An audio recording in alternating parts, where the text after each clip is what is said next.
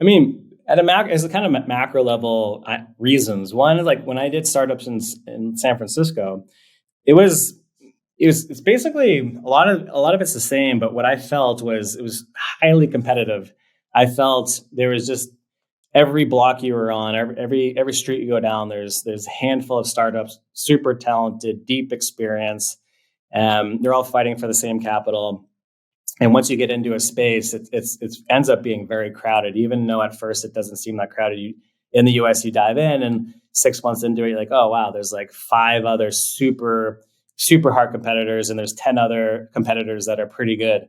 And so it was really hard to differentiate in the US. And so that's primarily my thinking around why Latin America is easier to build, is because I believe a lot of markets are still untouched today. And in the markets that have a lot of competition, I think you can still get in there and compete. Even like calling out the most obvious thing, I still think you could do a food delivery, grocery store delivery, food startup in Bogota, even though that's highly crowded.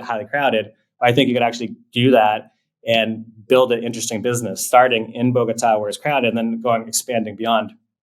And, that's just one extreme example, but the rest of the examples is there's basically nobody in certain sectors. And I'm in supply chain. I see a ton of opportunity. Nobody's touching. And I think the next 5 to 10 years is going to be good times in Latin America, primarily rooted around that.